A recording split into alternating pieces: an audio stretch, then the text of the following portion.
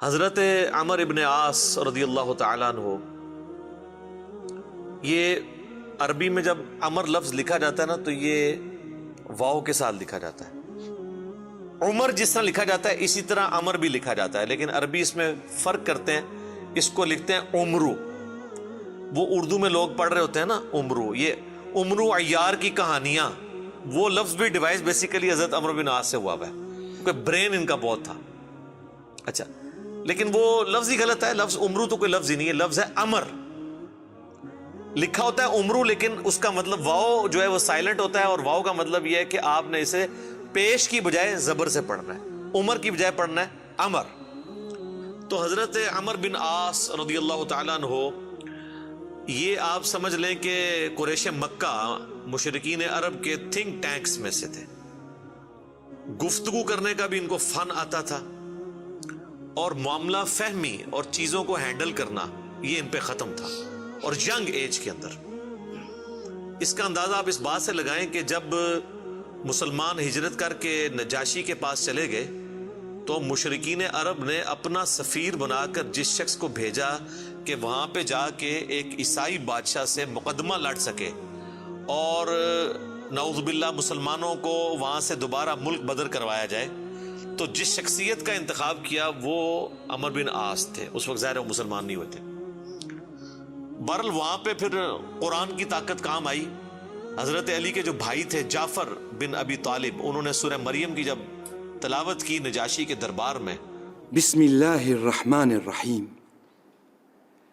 یا زکریا انا نبشرک بغلام اسمه یحیی لم نجعل له من قبل سمیا قال ربی انا یکون لی غلام وكانت امرأتی عاقرا وقد بلغت من الكبر عتیا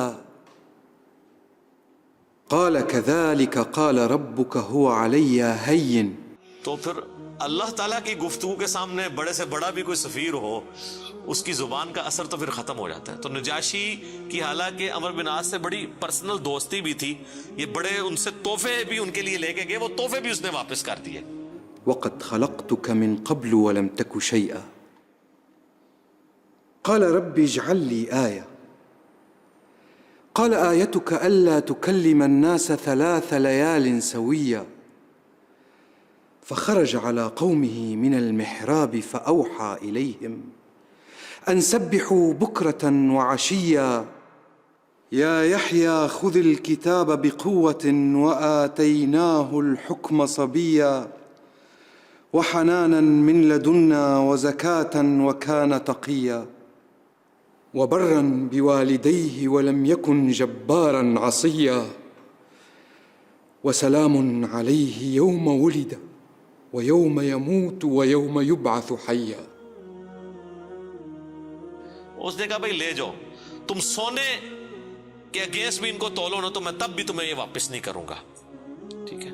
پھر زمین سے اس نے تنکا اٹھا کے کہا کہ یہ جو سورہ مریم میں حضرت عیسیٰ کا سٹیٹس آیا نا کہ وہ اللہ کے بندے تھے، والله ما عدا عيسى ابن مريم ما قلت هذا العقد، اللہ کی قسم عیسیٰ ابن مریم ایک تنکے کے برابر بھی اس سے زیادہ ان کا مرتبہ نہیں تھا جتنا تم نے بیان کیا ہے، یعنی اس میں ہم غلو نہیں کر سکتے کہ انہیں ڈیوینٹی میں کلیم کر دیں۔ یہ سمجھدار لوگ تھے، یہ وہاں سے مایوس ہوئے۔ اسی دوران صلح حدیبیہ بھی ہو چکی تھی، مسلمانوں کی پاور تسلیم ہو چکی تھی۔ تو حضرت خالد ابن ولید اور عمر بن عاص یہ دونوں بڑے جگری یار تھے، ایک بڑا بہترین پلانر تھا اور دوسرا بہت بڑا جنگجو تھا۔ تو صلح حدیبیہ کے بعد نا ان لوگوں کو اندازہ ہو گیا کہ اب اسلام کا گراف اوپر ہی جا رہا ہے، شرح صدر بھی ہو گیا۔ خالد ابن ولید کا ایک بھائی تھا ولید ابن ولید، وہ مسلمان پہلے ہی ہو چکا ہوا تھا۔ تو وہ بھی کچھ اثر تھا خالد ابن ولید کے اوپر کہ وہ اتنا بزدل تھا، اور مسلمان ہونے کے بعد اتنا وہ طاقتور ہو گیا کہ اس نے مشرکین عرب کے قافلے لوٹنا شروع کر دیے۔ تو وہ اپنے دوستوں میں فخر کرتے تھے، حالانکہ ہے دشمن تھے لیکن کہتے تھے یار بہادر تھے، پھر نکلے نا میرا برا۔ یہ سارا کچھ نا عمر سیریز کے اندر انہوں نے فلمایا ہوا ہے۔ يضحكك ما حقه أن يبكيك؟ الوليد أخي الوليد ما علمت له عزما قبل اليوم. أجل والله إني لأنكر عمله وأفخر به. كيف يجتمعان؟ يجتمعان. تو حضرت عمر بن عاص جو ہیں وہ سمجھدار آدمی تھے. انہوں نے سمجھ لیا خالد بن ولید سے ملاقات ہوئی اور بائی چانس وہ حبشہ سے آ کے مدینہ شریف جا رہے تھے اسلام قبول کرنے, اور یہ مکے سے مدینے جا رہے تھے. خالد إنك والله عمرو.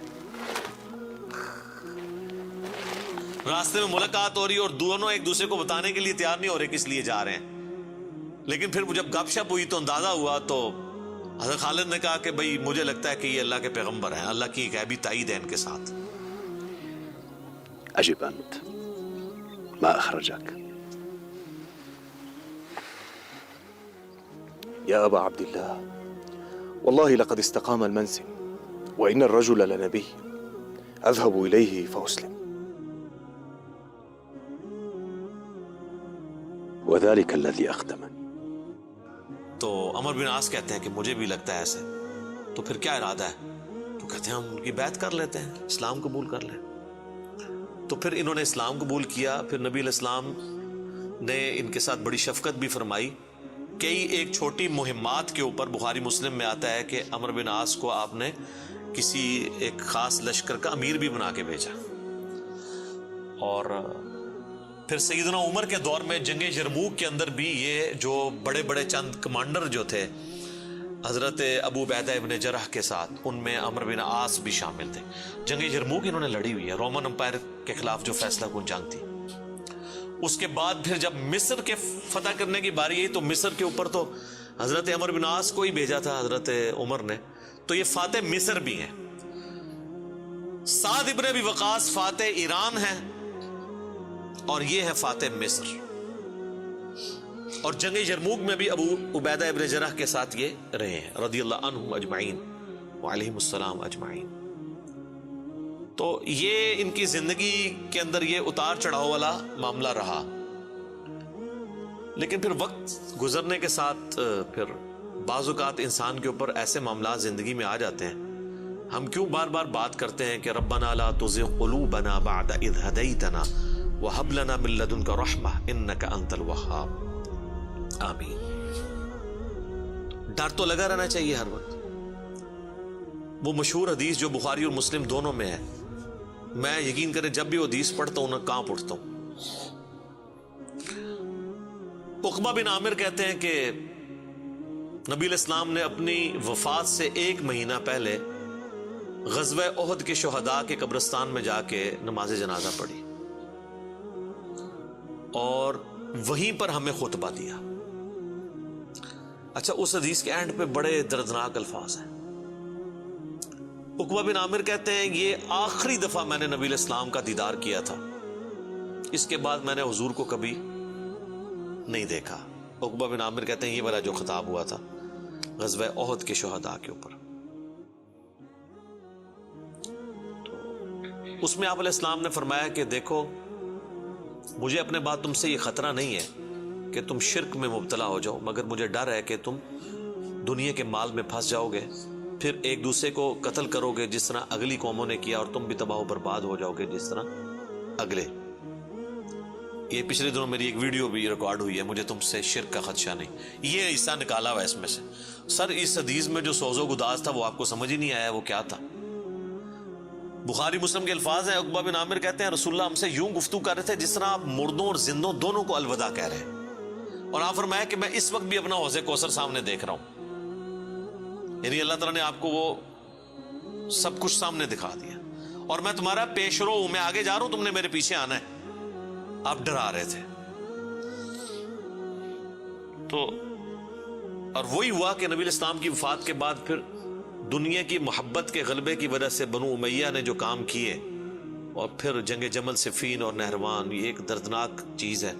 یوٹیوب پہ میری کئی ایک ویڈیوز اس کے اوپر ریکارڈنگ ہے.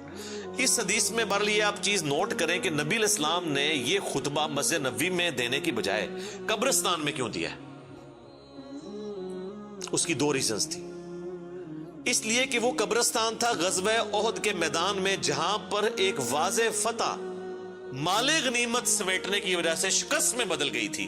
حالانکہ رسول اللہ موجود تھے، لیکن دنیا کی محبت کا تھوڑے سے غلبے نے رسول اللہ کی موجودگی کی بھی پرواہ نہیں کی اللہ نے، اور فتح کو شکست میں بدل دیا. تو آج تو رسول اللہ موجود بھی نہیں ہے، ہمیں آپ کی دعاؤں کا بھی وہ حصہ نہیں ہے جو صحابہ کو نصیب تھا صلی اللہ علیہ وآلہ وسلم رضی اللہ عنہم اجمعین. اور دوسرا نبی علیہ السلام یہ میسج دینا چاہ رہے تھے کہ غزوہ احد میں وہ لوگ اس قبرستان میں دفن ہیں جنہوں نے محنتیں کی ہیں اور پھل ملنے سے پہلے ہی وہ اسی فقر کی زندگی میں دنیا سے چلے گئے.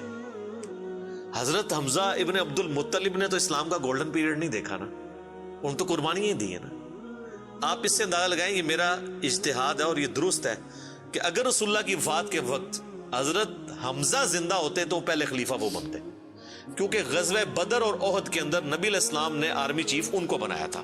ابو بکر، عمر، عثمان و علی ان کے انڈر تھے.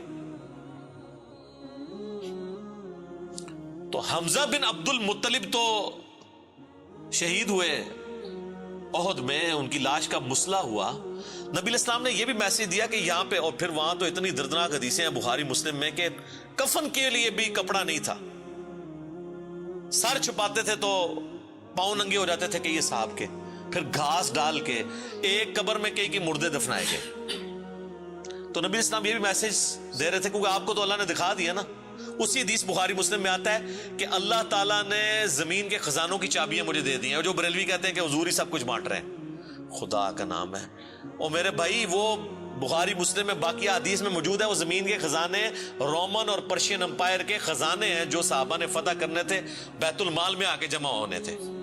یہ تھا اس سے مراد کہ مجھے اللہ تعالیٰ نے عطا فرمائی ہے، مجھے اللہ تعالیٰ نے دکھا دیا کہ میری امت کہاں تک پہنچے گی. وہ کئی ایک حدیث آپ کو مشکات کی نا 30 جلد میں نبی علیہ السلام کے فضائل کے چیپٹر میں وہ مل جائے گی. کئی لوگ ہمیں ای میل بھی کر رہے ہوتے ہیں یہ حضور کو جو چابیاں دی گئی ہیں تو پھر اب جس کے پاس چابی ہے اس سے ہی مانگنا چاہیے.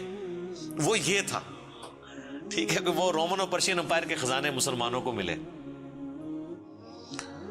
تو بہرحال اسی کی ایگزیکیوشن بعد میں ہوئی ہے، اور حضرت عمر بن عاص بھی اس، یعنی آپ سمجھ لیں سسٹم کا کسی درجے تک حصہ بنے. اور یہ میں ان پہ کوئی فتویٰ نہیں لگا رہا، وہ خود مانتے تھے کہ میرے ساتھ ایسا معاملہ ہوا. مجھے حضرت عمر بن عاص سے یہ چیز یاد آئی. بڑی رکت انگیز حدیث ہے جس میں ان کے قبول اسلام کا واقعہ بھی ہے. صحیح مسلم میں کتاب الایمان چیپٹر میں شروع ہی میں 321 نمبر حدیث ہے انٹرنیشنل نمبر کے مطابق. اور میرے یہ جو کربلا والا ریسرچ پیپر جس میں میں نے 200 احادیث جمع کی ہیں، اس کے اندر بھی آپ کو مل جائے گی. جنگ صفین کے حوالے سے میں وہ حدیثیں لے کے آیا ہوں. صحیح مسلم میں 321 نمبر. حضرت عمر بن عاص کی موت کا وقت جب قریب آتا ہے تو وہ دیوار کی طرف منہ کر کے رونا شروع کر دیتے ہیں. سر موت کے وقت انسان کو پھر اپنی زندگی میں کی ہوئی غلطیاں یاد آ جاتی ہیں. تو ان کا بیٹا ان کو تسلی دیتے ہوئے کہتا ہے کہ ابا جان، آپ تو نبی علیہ السلام کے قریبی ساتھیوں میں سے تھے، آپ نے رومن امپائر کی جنگیں لڑی ہوئی ہیں، جنگ یرموک، جہاد میں آپ شامل رہے ہیں، اتنے اتنے بڑے فضائل ہیں آپ کے لیے. تو حضرت عمر بن عاص اسے ٹوکتے ہیں، وہ کہتے ہیں کہ تم نے ایک فضیلت تو چھوڑ دی جو سب سے بھاری تھی ہمارے نزدیک، یعنی صحابی ہونے سے بھی بھاری فضیلت اس اعتبار سے، اور وہ ہے اس بات کی گواہی دینا کہ اللہ کے سوا کوئی معبود نہیں اور محمد اس کے رسول ہیں صلی اللہ علیہ وآلہ وسلم. تو انہوں نے کہا تم نے یہ چیز چھوڑ دی ہے، اصل چیز تو یہ ہے. ہاں جب یہ چیز حاصل ہو جائے پھر صحابی ظاہر ہے ایک بہت بڑی فضیلت ہے، لیکن صحابی بنتا ہی وہ ہے جو پہلے اس کلمے کا اقرار کرے. تو کہتے ہیں کہ اب وہ بیٹے کو وجہ بتاتے ہیں اپنے رونے کی. کہتے ہیں کہ بیٹا ایک وہ وقت تھا کہ مجھے رسول اللہ سے بڑی دشمنی تھی، نعوذ باللہ، اور میری زندگی کی سب سے بڑی خواہش تھی کہ اگر رسول اللہ صلی اللہ علیہ وآلہ وسلم کے بارے میں مجھے کوئی موقع ملے تو میں انہیں قتل کر دوں، نعوذ باللہ. میرا دل ان کے بغض سے بھرا ہوا تھا. اے میرے بیٹے، اگر میں اس وقت مر جاتا تو سیدھا جہنم میں جاتا، لیکن پھر اللہ تعالیٰ نے میرا سینہ اسلام کے لیے کھول دیا. رسول اللہ صلی اللہ علیہ وآلہ وسلم کی محبت میرے دل میں جاگزی ہوئی، اور وہ کہتے ہیں پھر مجھے اس دنیا میں رسول اللہ سے بڑھ کر کوئی محبوب نہیں تھا صلی اللہ علیہ وسلم. اور کہتے ہیں میرے بیٹے، پوری زندگی نبی علیہ السلام سے مجھے محبت اور عقیدت کا وہ لیول تھا کہ میں نے کبھی بھی آنکھ بھر کے حضور کے چہرے کی طرف نہیں دیکھا. اور اگر تم مجھ سے پوچھو نا کہ میں حضور کے چہرے کے خد و خال بیان کروں تو نہیں کر سکتا. میں نے زندگی میں حضور کی ادب کی وجہ سے کبھی آپ کے چہرے کو نگاہ بھر کے بھی نہیں دیکھا. اوئے ہوئے ہوئے. اور کہتے ہیں میرے بیٹے میں اس وقت مر جاتا تو سیدھا جنت میں جاتا جب میں نے اسلام قبول کر لیا. اور پھر وہ ساتھ بتاتے ہیں, کہتے ہیں میں جب اسلام قبول کرنے کے لیے گیا تو نبی علیہ السلام نے اپنا دایاں ہاتھ آگے بڑھایا تو میں نے بھی آگے بڑھا کے پیچھے کھینچ لیا. اور میں نے کہا یا رسول اللہ پہلے مجھے گارنٹی دیں کہ میرے پچھلے سارے گناہ معاف ہوں جو میں نے اسلام کے خلاف کیے ہیں.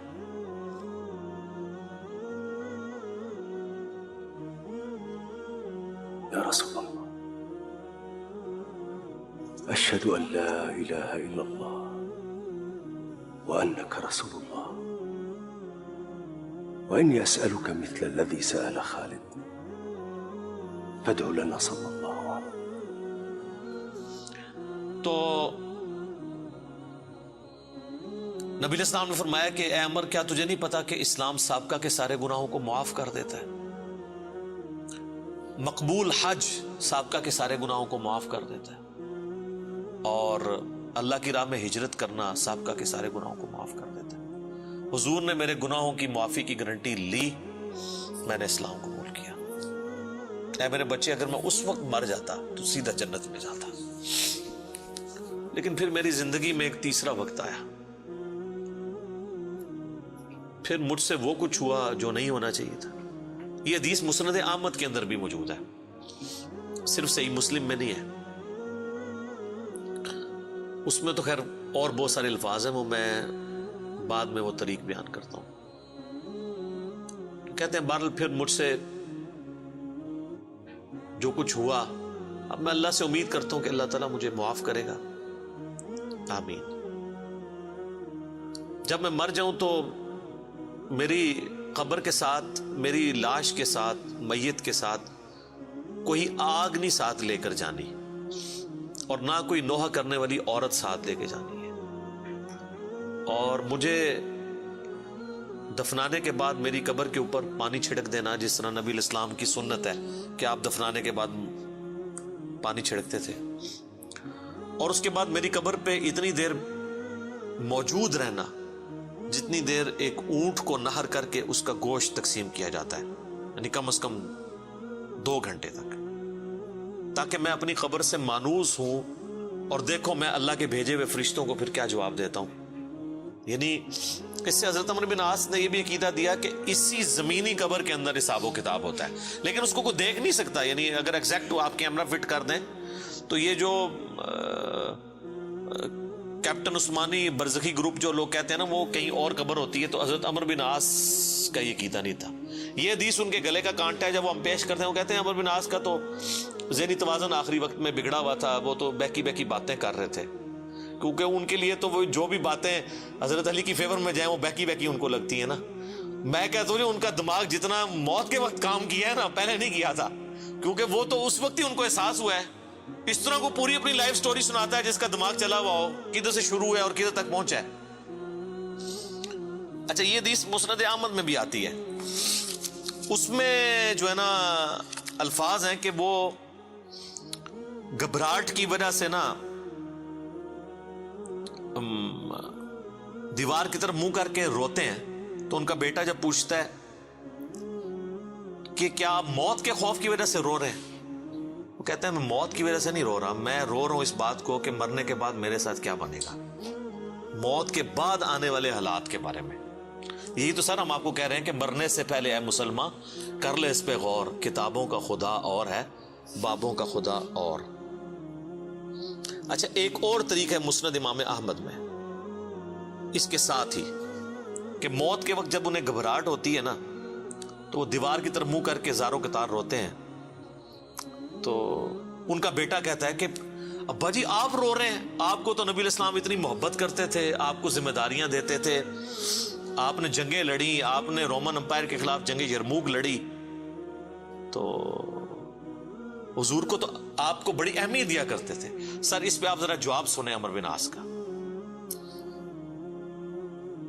وہ کہتے ہیں اللہ کی قسم مجھے پوری زندگی یہ بات معلوم نہیں ہو سکی کہ حضور مجھ سے واقعی محبت کرتے تھے یا صرف تالیف قلب کے لیے، میرا دل رکھنے کے لیے مجھے کبھی کو پوسٹ دے دیا کرتے تھے۔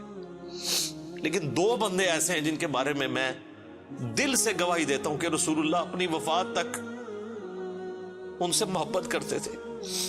ایک ابن سمیہ عمار ابن یاسر، اور دوسرا ابن ام عبد عبداللہ ابن مسعود۔ اب عمار بن یاسر ان کو کیسے بھول سکتا تھا؟ عمار کو تو مارا ہوا تھا انہوں نے صفین کے اندر۔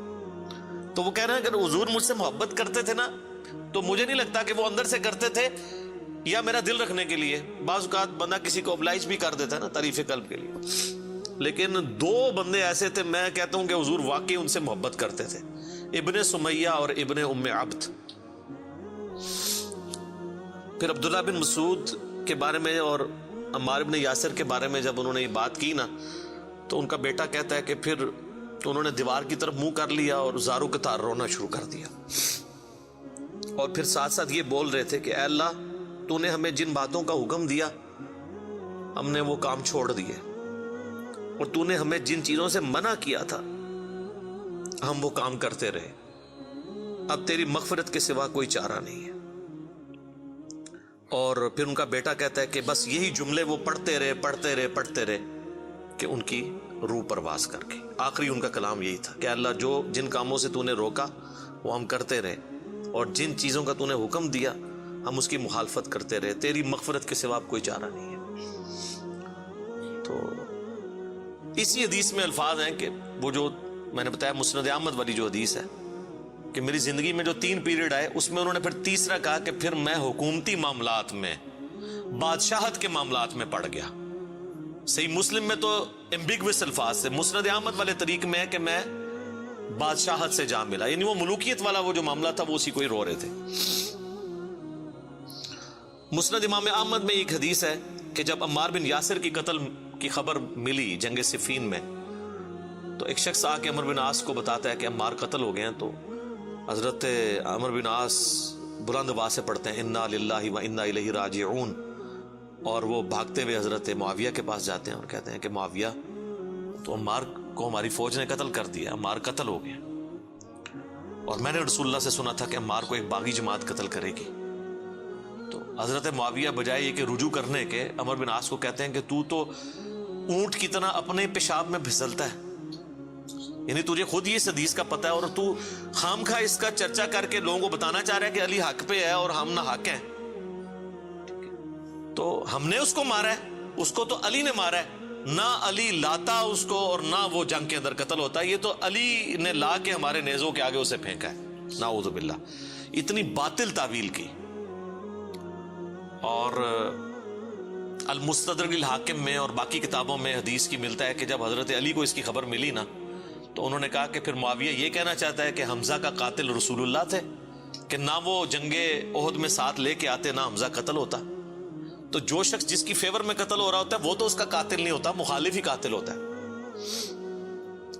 تو پھر مسند احمد میں ایک اور حدیث ہے کہ عمار کے قتل ہونے کی جب خبر پہنچتی ہے نا، تو حضرت عمر بن عاص کہتے ہیں کہ میں نے خود رسول اللہ سے سنا تھا کہ عمار کو باغی جماعت قتل کرے گی، اور عمار کا قاتل اور مال لوٹنے والا آگ میں ہے۔ تو وہ جو شخص خبر لے کے آتا ہے نا اس کو بھی ہاتھ پاؤں پڑ جاتے ہیں کہ ایک میں ان کو خبر دے رہا ہوں، ان کو خود بھی پتا ہے، تو یہ لوگ کیا کر رہے ہیں؟ تو حضرت عمر بن عاص اس کی بھی تعویل کرتے ہیں، وہ کہتے ہیں حضور نے جو جہنم کے بارے میں فرمایا تھا نا وہ عمار کے قاتل اور مال لوٹنے والے کے لیے تھا، وہ ہمارے لیے نہیں ہے۔ اگرچہ ہم بھی جنگ لڑ رہے تھے لیکن ہمارے ہاتھوں سے تو نہیں وہ قتل ہوا، حالانکہ صحیح بخاری میں حدیث ہے عمار کو باغی جماعت قتل کرے گی، اور یہ حدیث میں نے بتایا ان کو پتہ بھی تھی۔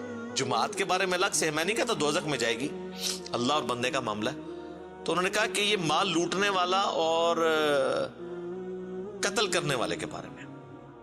اب مسند احمد میں موجود ہے کہ وہ صحابی صلح حدیبیہ کا صحابی تھا، ابو الغادیہ، جس نے عمار کو قتل کیا تھا، اور پوری زندگی پہ پھر وہ روتے تھے مجھ سے یہ کیا کام ہوا۔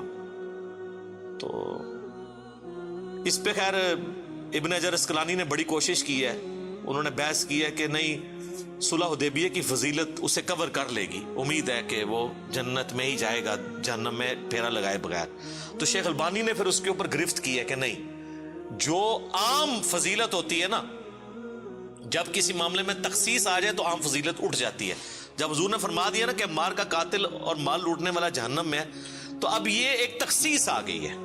جب تخصیص آ جائے نا تو حکم عام اٹھ جاتا ہے اس شخص کے لیے. لہذا آپ یہ تعویل نہ کریں. شیخ البانی یعنی انہوں نے حق گوئی کا مظاہرہ کیا. بہرحال یہ اللہ اور بندے کا معاملہ ہے، ہم کوئی کسی کی آخرت کا فیصلہ نہیں کرتے. بہرحال یہ حقیقت ہے کہ حضرت علی اپنی وفات تک ان لوگوں سے ناراض رہے ہیں. المصنف ابن ابی شیبہ میں موجود ہے. تابعی کہتے ہیں ہم نے حضرت علی کے پیچھے نماز میں قنوت نازلہ پڑھی ہے. حضرت علی قنوت نازلہ میں پڑھتے تھے اللہم علیک بمعاویۃ و اشیاعہ و عمر ابن عاص و اشیاعہ و ابا سلمی و اشیاعہ. اس میں عمر بن عاص کا بھی نام ہے. اے اللہ معاویہ کے شیعہ اور معاویہ اور اس کے شیعہ کو برباد کر، عمر بن عاص اور ان کے شیعہ کو برباد کر. یہ حضرت علی قنوت نازلہ پڑھا کرتے تھے. اچھا انہوں نے اردو میں ترجمہ کیا ہے اے اللہ معاویہ اور اس کے شیعہ کو سنبھال لے. اب کیسا لفظ استعمال، لفظ آتا ہے نپٹ لے. وہ آپ کہیں گے، وہ کہیں گے سنبھال مطلب ہے کہ انہوں نے سام، تو وہ تعویل کریں گے. تو میں نے اس لیے ترجمہ کیا تباہ و برباد کر، کیونکہ یہ علیکہ کے ساتھ جب بات کی جاتی ہے نا تو یہ آپ قنوت نازلہ پڑھ رہے ہوتے ہیں نا یہود و نصارہ کے اوپر بھی، تو اس میں بھی اللہم علیکہ یہ تو نہیں تھا ان کو سنبھال لے. سنبھال لیتے سانو ہی اللہ سانو سنبھال رہا تھے یار. تو وہ ترجمہ ایسا کرتے ہیں کہ وہ اس کو نا بدل دیتے ہیں. بہرحال آج کی ڈیٹ میں ہم تو یہی کہیں گے کہ حضرت عمر بن عاص رضی اللہ تعالیٰ عنہ کا موت کے وقت رونا اور اللہ کی طرف رجوع لانا، اللہ تعالیٰ ان کی غلطیوں کا کفارہ اس کو بنائے. باقی انشاءاللہ تعالیٰ ایک تو چیز ہے، حضرت عمر بن عاص کے لیے مجھے مولا علی سے ایک گارنٹی مل گئی ہے. مصنف ابن ابی شیبہ میں موجود ہے کہ اہل صفین کے بارے میں جب مولا علی سے پوچھا گیا تو انہوں نے کہا کہ میں امید کرتا ہوں کہ میری طرف سے شہید ہونے والے تو جنتی ہیں ہی ہیں، میرے مخالفین بھی جنتی ہیں. پھر قیامت والے دن اللہ کی بارگاہ میں معاملہ میرے اور معاویہ کے درمیان طے ہوگا. تو میرے خیال ہے حضرت عمر بن عاص کو مولا علی نے پھر قنوت نازلہ کے بعد یہ فرما کے نکال دیا، اور آپ دیکھ لیں وہ روئے بھی بہت ہیں آخری وقت میں. میں ویسے جب بھی یہ حدیث پڑھتا ہوں پھر عمر بن عاص کے لیے میرا دل نرم ہو جاتا ہے کہ انہوں نے مرنے سے پہلے اللہ کی طرف رجوع لائے ہیں رضی اللہ تعالیٰ عنہ وعلیہ السلام. اذانیں شروع ہو جاتی ہیں، بقیہ کے سوالات انشاءاللہ اذان کے وقفے کے بعد انشاءاللہ.